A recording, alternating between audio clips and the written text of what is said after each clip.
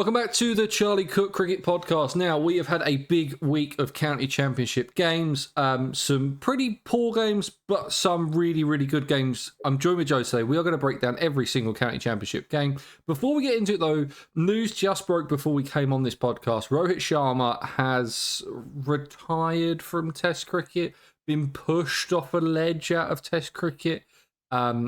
Beaten to death by Jay Shah when it comes to Test cricket. We're not 100% sure, but he's no longer going to be playing for the India Test side. We're going to spend a quick 5 minutes on that. Joe, is it the right thing to do for India? Massively, yeah. I mean, we also... Firstly, I'd just like to say, Rohit, at his absolute peak Test cricket was wonderful. Like, I don't think anyone's going to dispute that. Like, some of those particularly pull shots, that's always what I think of when I think of Rohit. And I don't know why I always just associate that. And some of the shots that he played at his peak were incredible, but I do think it was the right decision. Yeah. I think he should have stepped away after the Border Gavaskar Trophy, obviously over the winter or over our winter. He was just not looking like the same player, and he obviously had a good Champions Trophy. He hasn't had the best IPL either. I think that probably contributed to it a little bit. If he had a good IPL, probably I feel like would have kept his spot. So yeah, I think it's the right decision. And like I say, what a wonderful player he was. What a wonderful career he had. It's a shame that he could never captain India to a World Test Championship success, because that would have been kind of a nice way for him to kind of cap off his Test career. Obviously, he's a T20I winning captain. He's a Champions Trophy winning captain. I think probably be a World Cup winning captain if he's still about, potentially in a couple of years as well. So it would have been nice if he could have won a World Test Championship as well. Yeah, I agree. And the thing is, his fall from grace seemed to happen quite quickly. It was a case of he was really good in the series against England in what was that, 15 months ago, like 10 months before the BGT. It wasn't that long ago that he was having good innings. Like, was it the second or third test when they were like 30 for 3, when he scored that 100 with Jadeja, and just completely saved the game for India and had a chance of going 2-0 down. I think it was the second game. Mark Wood had a really good start and took 3 quick wickets, and it just seems to have fallen off a cliff, whether it was the Bangladesh series into the New Zealand series and then into the Australia series. The form has just kept dipping. It carried over. He didn't have a great Champions Trophy. He did score some runs. There was some white ball stuff in there. He's been okay in the IPL, but it's nothing amazing. In terms of who's going to replace him, Shubman Gill is currently the bookies' favourite. I'd like to give it to Bumrah. I know how everyone feels about fast bowling Test captains, but I mean, Pat Cummins has got India cricket in a chokehold at the moment, so it doesn't necessarily make a difference. Bumrah's done it before, but they'll probably go Gill because he bats 3 or 4, and that's who you want your captain to be. Yeah, I'd probably personally go Gill as well, just based on the fact that, I mean, I guess to kind of play into the argument of fast bowling Test captains, I'm just not necessarily always a fan of that. If you're really injury prone, well, not really injury prone, but has been injured like Bumrah, we don't know. I'd imagine Bumrah won't play all 5 tests against England, just because I don't think his body will be able to take it after such a long layover. Therefore, I'd probably be hesitant to give him the captaincy. They might do a stopgap, give it to KL Rahul, but I was thinking he's better without the captaincy. They might swing surprise, give it to someone like, bring Aksar back in, give it to someone like that. They could, as stranger things happen, they could give it back to Virat just for a series as a stopgap. But I think Gill is probably my choice. I think the issue with that is he's not really been in the best form in Test cricket. He didn't really, well, for quite some time actually now, he's not really lived up to those heights that he has in other formats. So I think maybe that is one concern. But Gill to me is a natural successor, at least long term. Maybe Jaiswal as well. But yeah, if you're looking for a stopgap, maybe someone like KL Rahul or bring Aksar back into the fold. But for me, I'll probably have to go Gill. Suravanshi from Rajasthan, 14. Give it to him, I reckon. He could be Test captain for the next 25 years. He's that young. They're probably going to give it to Gill. I understand why they're going to do it. I'd imagine they are going to go KL Rahul to open. Can't imagine them doing anything different. And then you start filling out that number 3, 4, and 5 spot. I think they'll want to go with someone like Nitesh Reddy again in England because they'll want that extra seamer, so he might end up batting 5 or 6. You'd expect Gill to either be in that 3, 4, 5 spot. Do they move on from Virat now? They've moved on from Rohit.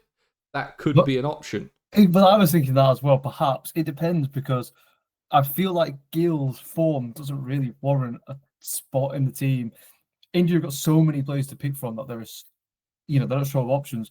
For me, one of the first names on the team sheet has to be Sai Sudarshan at number 3. I've saying it for months now, really, that he's kind of like the archetypal number 3, the Pervez option for India, kind of backing up Jaiswal and KL Rahul. So for me, he has to bat number 3 and nowhere else. Obviously, we've seen him play for Surrey in the county championship, so that's obviously where I've seen him play the most of his red ball cricket.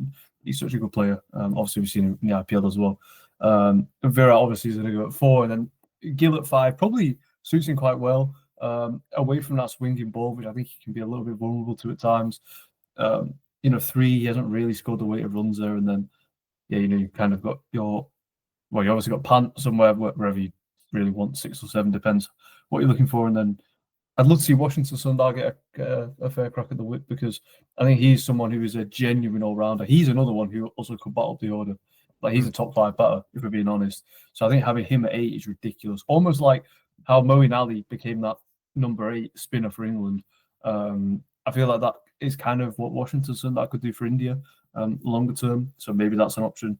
Obviously, you got Jadeja as well. I mentioned Aksar earlier. He's someone who potentially could come back into the side. They want a left-hand spinner. And obviously, you got Kuldeep as well, who a lot of people are talking up. And I love left-arm leg spinners. So they've got so many options, really. And then obviously, the seamers that kind of picks itself, done it, Siraj, Bumrah, Shami, if everyone's fully fit. And I love to see Arshdeep be given a potential crack at the whip as well in red ball cricket because I think he has the skills for it and he's got an average of 30 in red ball cricket. So it's not terrible. And he's quick, swings the ball in, and he's very accurate. So I'd be interested to see him potentially on the A tour of England, and then with a look at giving him a test match go as well.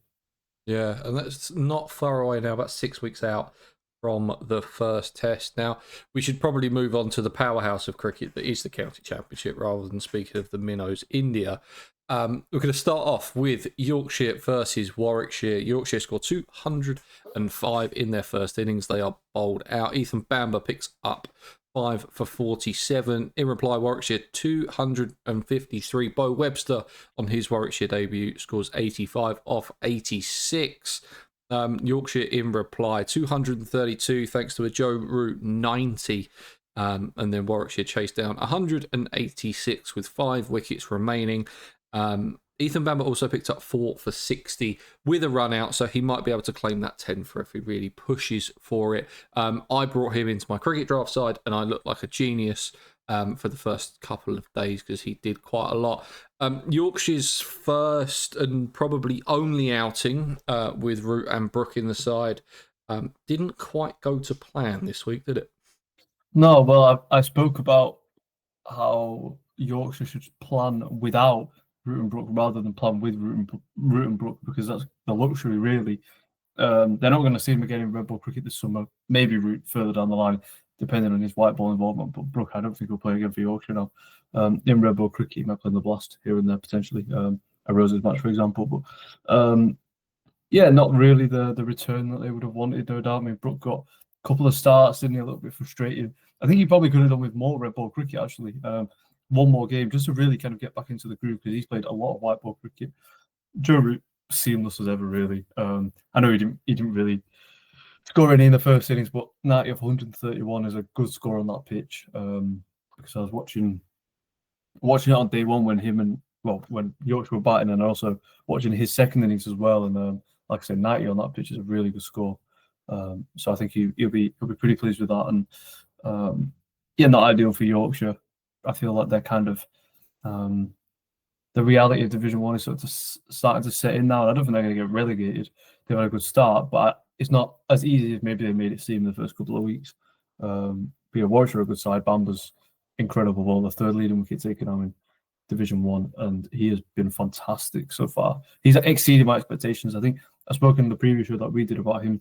He's such a good signing because he's a wicket taker, and he's a little bit expensive at times, but he's going to get your wickets, and he showed that today. He got across the match, Root, Brook, and Bairstow out, so can't really ask for much more. Yeah, I thought he was really good. I was really impressed with him. I've seen him a lot at Middlesex. I was gutted that we let him go because I think, as you said, he's a real wicket taker.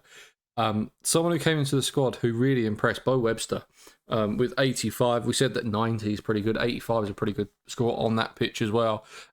With Warwickshire in a bit of trouble when he came out to bat. I think they were, 106 for 5. Still trailing by 100 there. Needed a decent innings from him, and that's exactly what they got. Did it at a quick rate as well, so he could bat on with the tail. He has to be first name on the team sheet for Australia, doesn't he? Come into that World Test Championship final. I know we've seen Cam Green a bit, but I just don't see how you can not pick Bo Webster as that all-rounder. Especially because Green is not going to be bowling, and Webster's obviously can offer you that option. He's obviously not that kind of bowler. Very much slower. Gets a lot of bounce and obviously can bowl off spin as well. Which, if they so need it, at some point, you never know. He's obviously capable of doing that.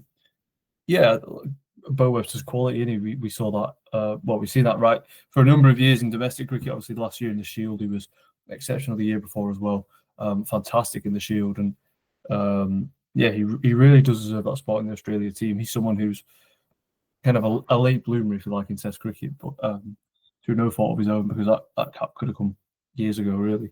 But no, he's a brilliant player and thoroughly deserves the rewards he's getting, really, because fantastic player. Yeah, and one thing that I really like about him, and it's something that you don't necessarily see in taller batsmen, is that aesthetically, it's very pleasing to watch. Absolutely, yeah. I always find, I don't mind watching Cam Green bat, but it looks a bit, it's long limbs and a bit gangly, and like how Josh Hull got him out, was it last week? The kind of in-swing Yorker that trapped him on the crease. Feels like he's always open to that dismissal because of long limbs, and it just doesn't quite flow that naturally. Whereas Bo Webster looks like a proper batsman. I'd say technically he's the best bat in that Australia side. If you want to go on how does it look, rather than obviously runs and stuff. I mean, Steve Smith scores a lot of runs. He's not the first batsman I'd choose if I had to watch someone bat. But I actually think Webster has a technique that quite similar to Joe Root's. His trigger, like his backing across movement, the way his back lift kind of, he raises his bat essentially with that bat lift as he comes back and across. It always reminds me of Joe Root, and there's not really a higher compliment I could pay to someone than that, I guess. So yeah, he is good to watch, isn't he? Genuinely good to watch, and hugely effective in that middle order. Can kind of go into his shell and kind of consolidate, or as we saw in this game, played the situation really well and scored almost a runnable 85, which runs like that on a pitch like that, as we'll talk about with the Somerset game in a minute, I'm sure, they're like gold dust. That feels like 150 in many ways, because I like pitches like that. It wasn't kind of like a bad pitch. It was just more one that favoured the bowlers. And I quite enjoy watching games of cricket on pitches like that, because you always know you're going to get a result as well, which makes it more interesting. Yeah, no, I agree. Good win for Warwickshire. They are second in the table, 1-2 drawn 2, and they're off to a pretty good start. I think we spoke about them in our preview of it could go either way with them. It looks like it's starting to go a pretty good way for the Bears. Moving on to Hampshire versus Durham. For me, probably the dullest one out of all of the matches this week. Durham scored 511 all out in their first innings. Graham Clark with 160. 5 wickets for Liam Dawson. He bowls 48 overs. And then when it came to Hampshire's second innings, they were bowled out for 470. Ben Brown scores 162. 4 wickets for Matty Potts, which is pretty good on a flat one. And then when it came to Durham's second innings, they were 61 for no loss, shook hands. This was tea, lunch, day 4. There was no point of even turning up for day 4. This game was already over. It was just one of those games that was just on a flat pitch, and you're always going to be struggling to get a result in 4 days. Joe, anything that kind of sticks out for you in this game? I think Graham Clark's innings was really good, 160 off 309. Different kind of innings to what we've seen Graham Clark play over the years. He's normally a much more aggressive batter, so for him to be able to play that knock was pleasing. And then obviously add on to the fact that he had actually only found out he was in the team that morning because Ben McKinney suffered a back spasm. So to come into the team and play like that was really impressive from Clark. And also, I think Durham will be pleased they got to 511 without David Bellingham, who's obviously not played for a couple of games now. So good for Durham that they can kind of get those runs still without their talisman. Ben Brown batted pretty well, well, more than pretty well, batted very well, 162 or 275. Just a really kind of how he's stalwart, and he really Ben Brown. He's been around the block, knows his game inside and out. He's a very, very, very good player. That was a really good innings, and yeah, Matty Potts taking 4 was nice as well. Obviously, from an England point of view, only going at 2.89, which on a wicket like that, when the opposition scores 470, is a really good effort as well. So yeah, that's good for England that Matty Potts can kind of squeeze 4 wickets out of a road like what we saw there. So I think overall, not the most exciting game, but some interesting like individual performances. Yeah, and Liam Dawson with 5 wickets. It's also came out this week that England are looking at him to be part of the white ball setup coming for this summer. I would like him to be part of the red ball setup a little bit more than the white ball setup. I understand why they want to do it because he's a very talented white ball player. I think he should be playing all formats for England realistically. The one thing that I will say is that it's happened before when a player has come into the white ball setup and they've said, "Oh, we really like him. He's going to come into the red ball setup as well." They did it with Bethel. Jamie Smith, I think, played a little bit of white ball cricket before he came into the Test side. Cast as well. I would also say it kind of reminds me of the reintroduction years ago now of Joe Denley. Obviously, that was before the Stokes McCullum reign, but Denley came into the white ball setup. I remember he got like a 5 or something in Sri Lanka in a T20, I think, opening the bowling with his leg spin. Then obviously they like really liked what they saw and put him into the Test side. And hopefully that's what happens with Liam Dawson because, yeah, I mean, he's a classy player. I feel like this is kind of the Moeen Ali replacement in white ball cricket, someone who can open the bowling, they can get a couple of good overs out of him. And then obviously he's kind of explosive down the order. So I like that introduction, and everyone knows how good Liam Dawson is. We don't need to kind of talk about him for too long because he's a classy player, isn't he? Everyone knows how good he is. So now happy he's finally getting that recognition. Hopefully, as well, he gets into the Test side because having Dawson at 8, or kind of Stokes 6, Smith 7, Dawson 8 kind of thing is really nice. Plus a lot of the quick bowlers are more than handy with the bat as well. Carse, Atkinson, Potts, these guys, Jofra potentially as well. So no, I'm happy he's finally getting his chance. Yeah, I agree. I think in the last, is it the last 2 seasons, he's averaged 50 with the bat and 20 with the ball. Yeah. And he goes for no runs either. I mean, his economy rate, last time I checked, was around a little bit below 2. Like, he don't go for any runs and he takes wickets. All left-hand spinners, tend to be pretty successful wicket takers, but Dawson also keeps the runs down really well. So, yeah, he's a fantastic player, and I'm glad he's getting his chance. Yeah, I agree. Moving on to the game of Division 1, Essex versus Somerset. Essex in their first innings scored 206 all out. In reply, Somerset 145, 4 wickets from Simon Harmer. This pitch looked incredibly green. And then you had Jack Leach bowling 30 overs in the first innings, Simon Harmer bowling 19 in the second. Essex put on 259 in their second innings, 103 from Jordan Cox until he was retired hurt. And then Somerset chased down 321. James Rue with 116. Gregory and Overton both scoring half centuries in the chase, which was vital for someone staying with Rue. That is James Rue's 10th first-class century. He is the youngest since Dennis Compton to go to 10 first-class centuries. He is some talent, isn't he? He's unbelievable. I watched the morning, like the fourth morning, the chase, and the way he went about it was different to what I expected. I thought they'd kind of try and bat time, but they almost went for a lot of runs to kind of get themselves really close to the total before that new ball. And obviously, Rue spearheaded that. Just fantastic to watch, isn't he? His technique is pretty flawless. He's a run machine, and Jordan Cox is injured. Obviously, he's got a ton in this game. Seems like he might miss out on his test call up again, which is you really got a feel for him at this point. He's had two bad luck, well, two kind of sets of bad luck with injury now. But James Rue could be the man who profits from that because he's in good form. He's had a good start to the season. I previously would have said Banton, but he's not really had the runs to back up that triple ton. So maybe now Rue kind of gets into the squad ahead of him. And for me personally, I still think Rue as an opening batter works quite well. And Somerset struggle at the top of the order historically in the last few years. They don't really, they've never landed on an opening partnership. They landed on openers, never an opening partnership. And I just wonder, Rue opened in the summer for the England Lions. He has, as I mentioned, a near flawless technique. He is very good at leaving the ball and doesn't really nick off. You never really see Rue get out nicking off. And the fact that he's open in the winter as well does make me wonder, is that how he gets, or is that how Somerset kind of fix their opening partnership issues? And B, is that how Rue gets into the England team long term? Because I think he has the technique, the temperament of an opening batter.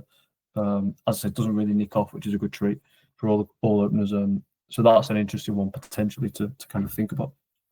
I could definitely see him if Cox is injured. I can definitely see him coming in as the spare batter, just because he's a little bit like what they tried to do with Dan Lawrence. Of if there is someone that is injured between 1 and 6, we can put him in anywhere and it doesn't really change. If Jamie Smith gets injured, we can give him the gloves.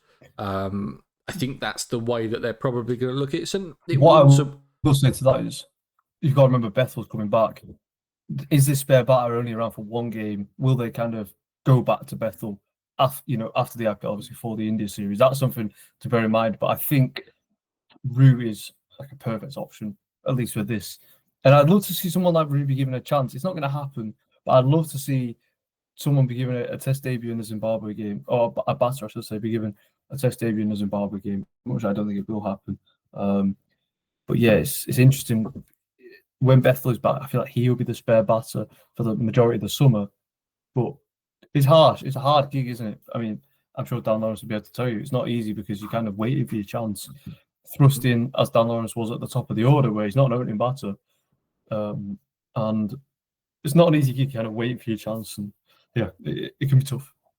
If we were to go forward 10 years, what would Bethel's 23 now? 23, 24? Is he? Yeah, I'm pretty sure. I thought he was older than that. I know Rue's 21, isn't he? I have a feeling they're the same age. Jacob Bethel he's 21. Okay, so they are the same age. Yeah, they are. Wow. Okay, I didn't expect that. Bethel is 2-3 months older than Rue. Okay, so let's say 10 years time, they're both 31. Who's had the better career out of the two in red ball cricket? Red ball cricket, I'd probably say Rue. Not to say Bethel won't have a good career in red ball cricket. I absolutely think he will. I just think Rue is less likely to be in demand. And we got to kind of factor in the evolution of franchise cricket and stuff. I think Rue is less likely to be in demand. Who knows what Test cricket is going to look like? People might start turning down Test gigs for franchise gigs. And I'm not saying Bethel will or won't do that. But if one of them is going to be more in demand, it's probably going to be Bethel, right? So I'd probably have to say Rue, but I do think they're both future England captains. Bethel in white ball cricket more so perhaps, and Rue in red ball cricket. And I will also say that James Rue's younger brother Thomas is captain of Somerset second 11. He's about 17, 18. So he's another really good talent coming through. So just he's also someone who potentially, if he does get called up to England, he could step into the Somerset first team. So it's another quite interesting factor, I would say, to them. Is there a side that we can put out that are just brothers? That's what I want to see. Can we go? Who could we go for? Well, we've got the Currans, obviously. We've got the Thomas Currans, Ollie Price and Tom Price. Yeah. The Roos, Yeah. Overtons could both play. The issue is we need a triplet. We don't have a triplet. No, not a triplet, but a trio. Man. Sorry. We'll have a 12th man. Okay, yeah. No, I tell you what, we'll bring Ben Curran back from Zimbabwe. We'll take him hostage when he comes over with Zimbabwe, and then we'll play Ben in our brothers' side, where everyone's related. We've obviously had Rian and Farhan as well. Yeah. Not bad on the side. Yeah. Do you know what? I think it would win a couple of games. Most definitely. Think we might be slightly light on the batting front. There's lots of good bowling options, isn't there? But hey, James Rew's a good player, so I'm sure he can do a lot of the heavy lifting. But no, good win for Somerset. They're finally on the board this season, and they desperately needed to win that game. Moving on to Division 2 now, what is slowly turning into one of my favourite teams to watch. Leicestershire beat Northamptonshire. Leicestershire in the first innings, 304 they put on. Rishi Patel back from injury, 105 off 189. 5 wickets for Harry Conway. Northampton score 191 in reply. Leicestershire 175 in their second innings. Northampton's chasing 289, fall into a heap of 156. Joe, are Leicestershire going up? Yes, I think they will. I think the first 7 games are decisive in many ways. If you're kind of cut adrift in these first 7 games, beating Division 1 or Division 2, you're not really going to get promoted / win the title. In Leicestershire's case, it's very much the opposite. They are comfortably leading the pack. And obviously one game can kind of swing momentum, but they don't seem to lose any momentum right now. They are a fantastic side who are really attacking with the bat, and I really like that about them. I'm not sure if this is still the case, but before this round of matches, there was only one batter in this Leicestershire side with 150 plus runs who was striking below 50, and that kind of shows how kind of they approach their batting. Really, this attacking aggressive style is really exciting to watch and is really successful as well. So I do think they'll go up. They've got a good bowling attack. Like Holland, Van Beek, Hull, Green, Scriven, they are 5 really good seamers with a lot of variety in there. Factor in the fact that in that first innings, Rayan Ahmed didn't bowl and hasn't done much bowling this season, which is good in many ways from a Leicestershire point of view because they're not relying on him to take all the wickets. And the fact that you've got Rayan Ahmed to come into the side or come into the fold with the ball later on down the line, be it in a game or in high summer, for example, he could just rip through teams. So I think this Leicester side are going to do it if I had to make an early prediction. And I thought they did pretty well. I thought they kind of come at least top 4 in that kind of promotion push. But I'm really happy that they're doing as well as they are because they're enjoyable to watch. And it's nice because people always write Leicestershire off. People always write Derbyshire off who was second. I don't know why they have no basis to write these teams off. I think it's just because they're smaller counties. And that's not the case at all because they're 2 fantastic teams with good sets of players and good coaches as well. And I hope this Leicester side go up from this point. Yeah, it would be the first time they've been in Division 1 since 2003. It's been a very, very long time since they were in Division 1. And they look good. They look good. Everyone bats a bit. Everyone bowls a bit. There's no one there that you think is completely out of place. It's just exciting. They're very, very exciting to watch. And I think the reason that Rian Ahmed hasn't bowled is just they haven't been out there for long enough for him to even think about it. And also, they've always got like 5 bowling options. Exactly. I mean, that's the luxury of having Rian Ahmed and Ian Holland being like genuine all-rounders is the fact that you can just kind of load the team. I mean, Van Beek is an all-rounder and Ben Green is an all-rounder. So there's 4 of your 6 bowlers who are genuine all-rounders. Or you could argue, if you really want to argue, then at least bowling all-rounders. I would say that all four of them are genuine all-rounders. So it's a nice luxury for Leicestershire to have. And yeah, it's hard not to get behind them, and it's hard not to root for them because I mean, they're a side I want to do well. Tom Scriven's coming in at 10. He averages Exactly, 28 in first-class cricket with the bat. Well, exactly. I mean, like for them to have that kind of depth, and sometimes the teams who kind of pat the side with all-rounders, the quality of the bowling isn't quite there. But with Leicestershire, that's not the case at all.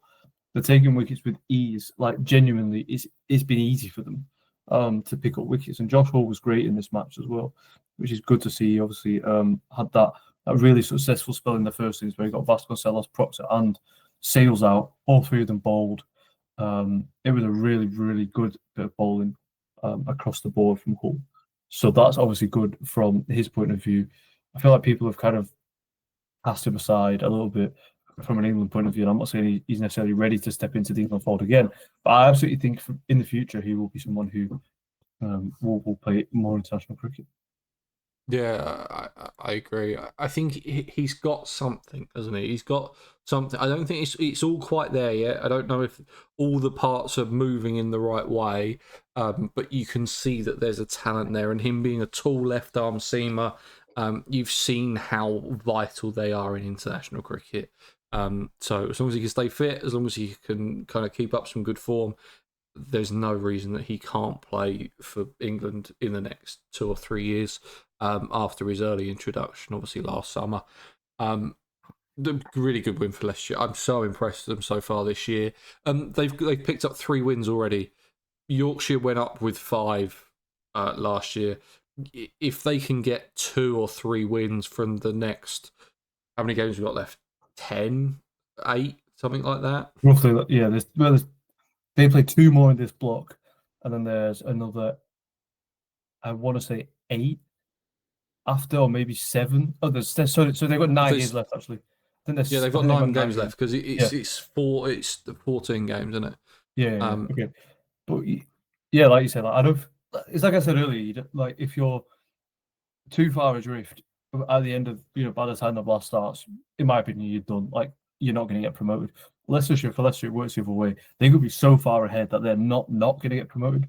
That's what's quite exciting. And also, I think I know obviously not talking about the blast, but I think they'll do well in the blast as well. So don't forget about this Leicestershire side in Red Bull cricket is that they've got Shan Masood to come into the fold as well. Like they're only going to get stronger, and it's a really exciting time to be a Leicestershire fan because they're a genuinely very good team. Yeah, they've got Middlesex and Lancs coming up next. So on paper, that's probably their 2 toughest challenges in this division, but former side slightly. So let's see how they go then. But if they can, so Middlesex, Lancs, Glamorgan, they've got coming up is the Glamorgan game isn't before.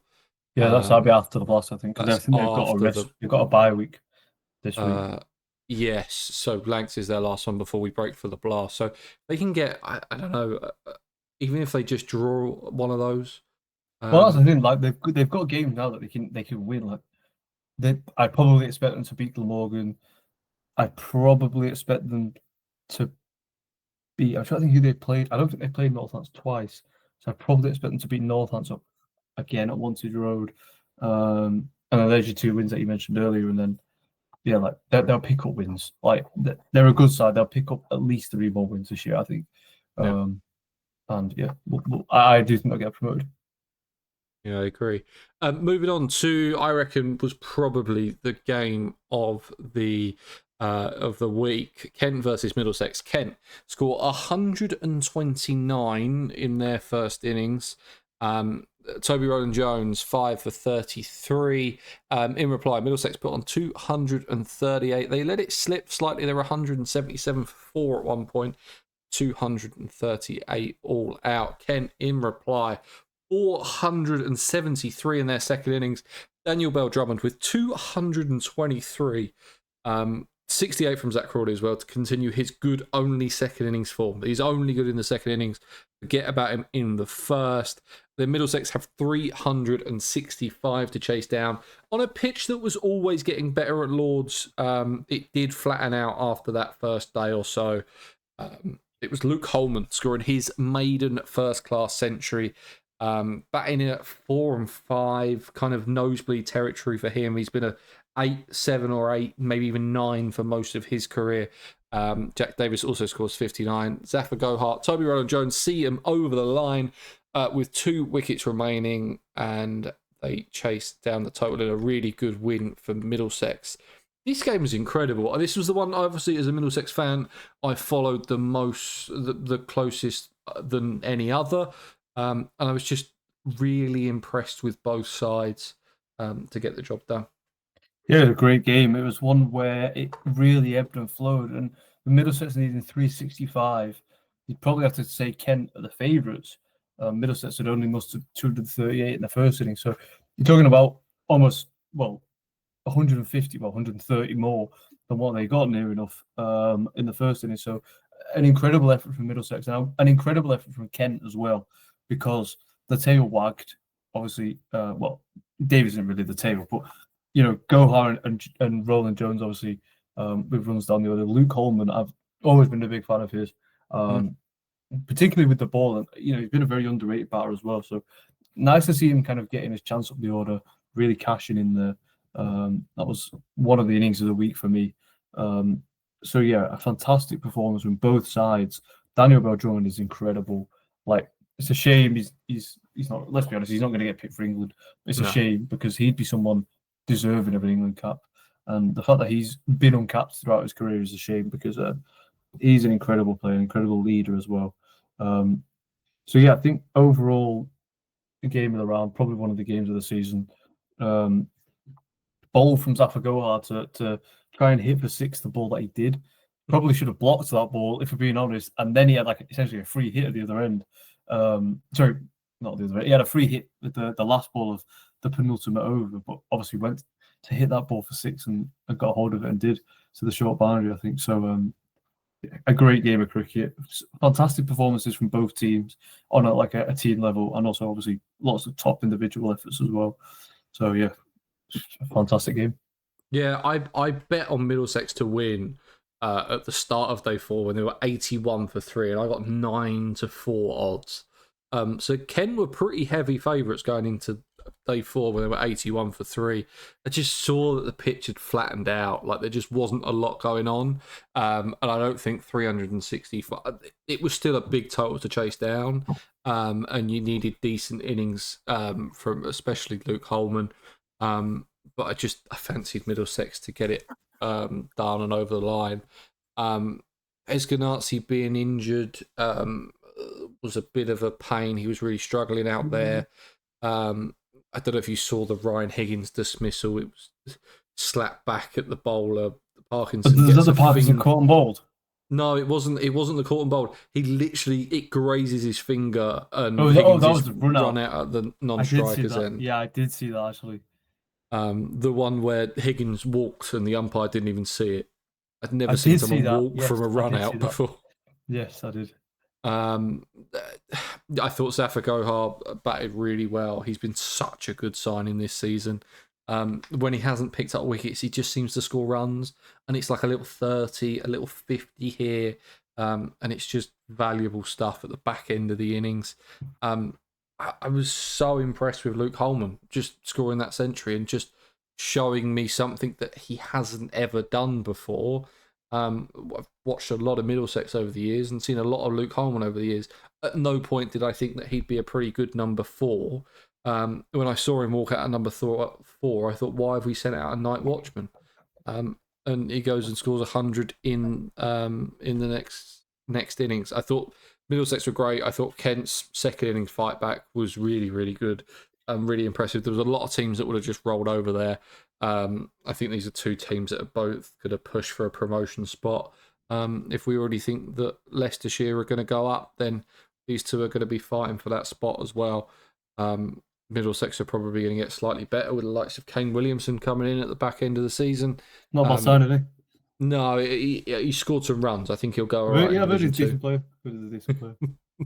Academy find, I think. So yeah, good win for Middlesex in the end. Needed to get it over the line. It would hurt slightly to lose twice to Kent. Obviously, them already picking up the win in Canterbury. So yeah, really good win. Moving on to Lancashire versus Gloucestershire.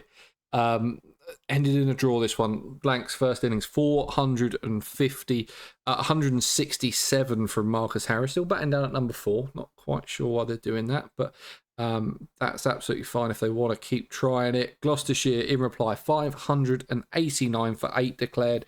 Ollie Price with 253.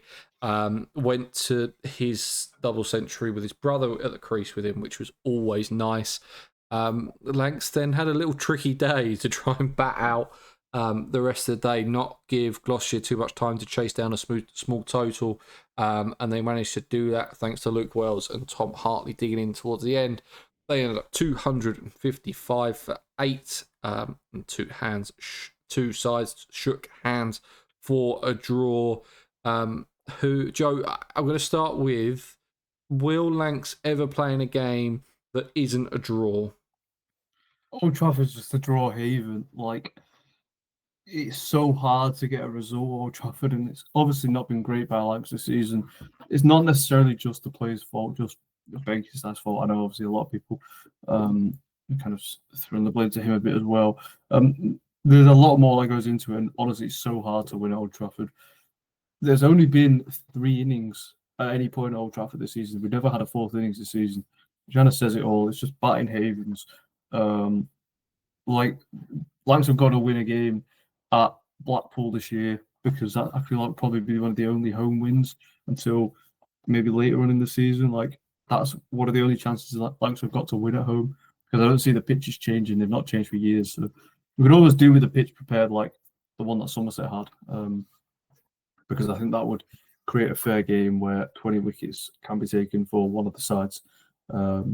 So yeah, it's tough to win at Old Trafford, but hey, you've got to cash in when the pitch is there like that. And Marcus Harris has done that, and Ollie Price has done that. Miles Hammond did that. Like, all 3 of them played fantastic knocks. Price in particular is obviously a standout, one of the best knocks I've seen in a long time. Such a good innings. Yeah, my favourite thing at the moment is the Lanks Twitter of going through that, and every single comment underneath, whatever they post, does not matter what they post, it's sack Benke, get him gone. It's very Man United when you look at a social media post and it was Glazers out for quite a long time.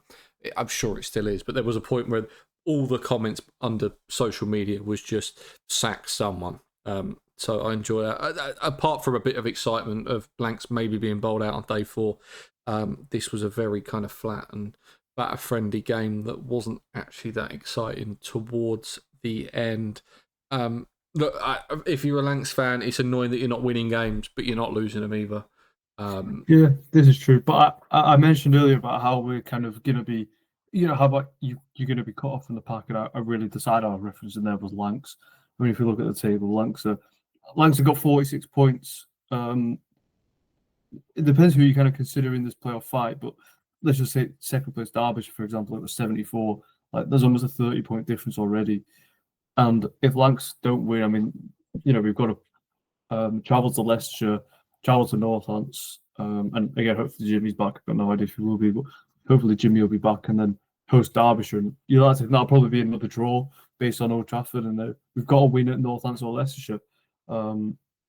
If one of those things doesn't happen, or both of those things don't happen, then I do think it will be probably a season without promotion for Lanks. I just think that'd be too much kind of distance to make up. Obviously, it's never over until it's over, but I fear that might be the case.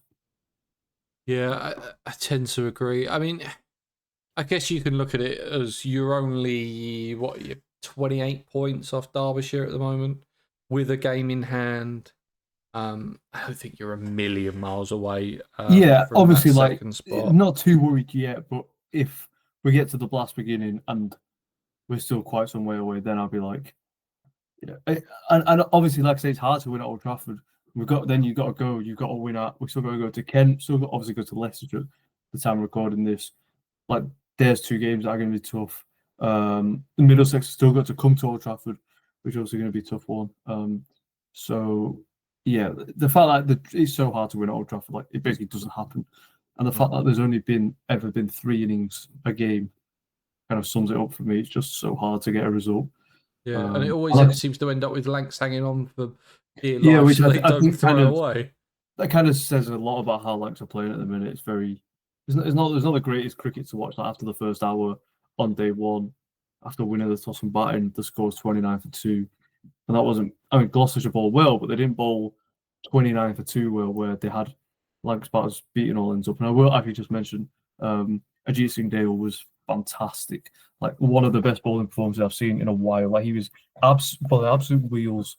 Marcus Harris was kind of beating all ends up. Obviously, I got a massive ton, but didn't really have an answer. It was almost too good to hit, in many ways. And yeah, Ajit Singh Dale's a wonderful bowler. I don't think people give him enough praise. Him and Zamanats are both fantastic bowlers. And Singdale's action reminds me a lot of Shoaib Akhtar as well. I'll just put that out there. A really similar action to Shoaib Akhtar. So that's quite interesting, I thought. Yeah, moving on to the last game in Division 2. This one was a pretty good one too. Glamorgan's first innings, 431.81 from Colin Ingram. In reply, Derbyshire scored 350. Lower order runs from Lewis Rees and Alex Thompson. 5 wickets for Andy Gorvin. Glamorgan then 256 for 7 declared. Gave Derbyshire 338 to chase down in 65 overs. Dangled the carrot a little bit. We've seen scores a lot higher not declared on so far this season. Derbyshire gave it a real go. They got up to 308 for 9 and went for it until they were 9 down. There was a point where they needed, I think it was about 60, 10 overs to go, 5 wickets down. You think, okay, they're gonna do it. Then they lose 4 quick wickets straight away. Derbyshire hang on for a draw. Glamorgan can't quite pick up the last wicket. Ben Kellaway with his left arm, right arm magic ends up with 5 for 101 from his 25 overs. Very good game in the end. Yeah, cracking game, and I'm pleased for Glamorgan that they put themselves in this position because it's been a really rough start to the season for them. Obviously, everything that happened off the pitch with like the change of coach and stuff. They interestingly had Jonathan Trott this week as a kind of like, I guess, temporary coach. He's someone who I think will one day coach England, and it speaks volumes to me that he's trying to kind of break into the English cricket coaching stratosphere. In many ways, I guess I could see him coaching Ducati one day, before maybe he gets the England job.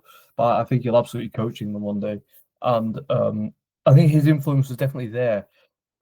This week they were a lot more assured with the bat. Obviously, putting up 431 is really important for Glamorgan because they struggled with the bat a lot this year. North East got runs, Ingram got runs. All the guys you'd expect that you need to get runs did. An Ace of Tribe, fantastic at the top of the order, 58 or 72. Buzzing for him because he's been in great form for Glamorgan's twos and also Cardiff UCCE as well. He's been getting good runs for them. So I'm buzzing for Ace of Tribe. And yeah, I think that the fact that Glamorgan got into that position was really good. And Ben Kellaway, I've got to say, like, this is a future international player in my opinion. Like a genuine all-rounder. The fact that he can bowl with left and right arm is ridiculously kind of unique. It's such a good USP, and he scores runs as well, like 74 of 117. Such an elegant player, really good. I think a really good player of spin, and I think he's a future international one day. I really do. He's obviously kind of making strides now.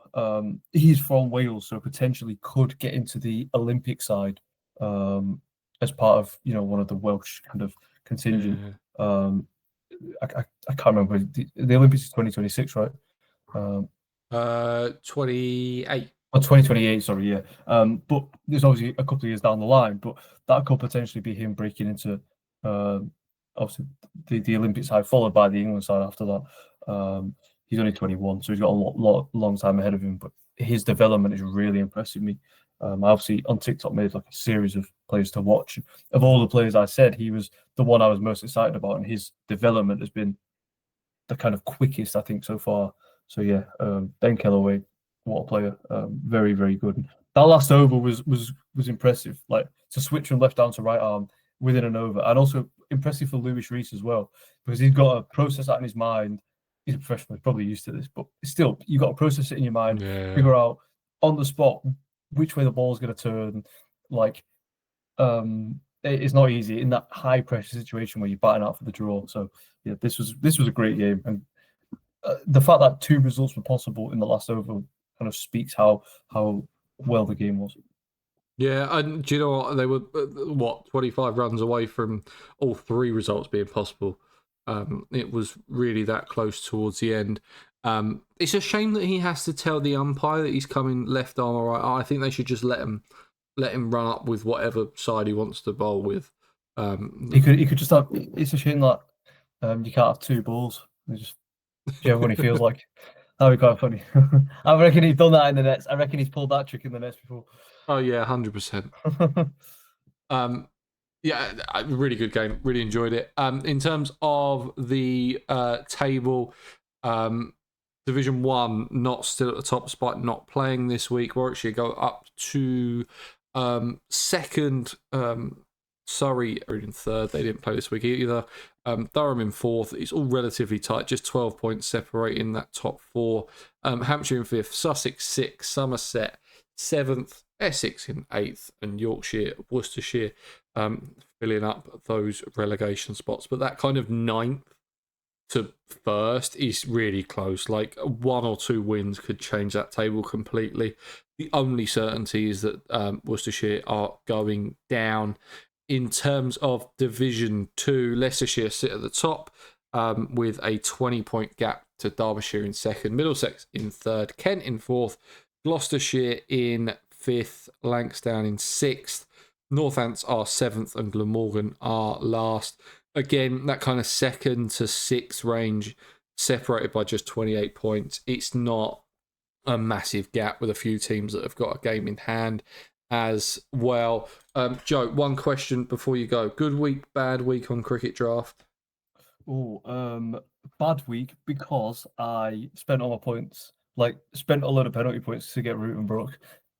Used the double captain and it didn't pay off. But I had to do it. Like, I couldn't resist. They're 2 of my favorite players in the world. They're also 2 of the best players in the world in red ball cricket, and I couldn't resist. So I ended on 915 points, and I obviously had a penalty of 225.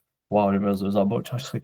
And they still ended up getting a good amount of points. So yeah, not the best week for me. But Yeah, bounce back. I also had to take a minus 225.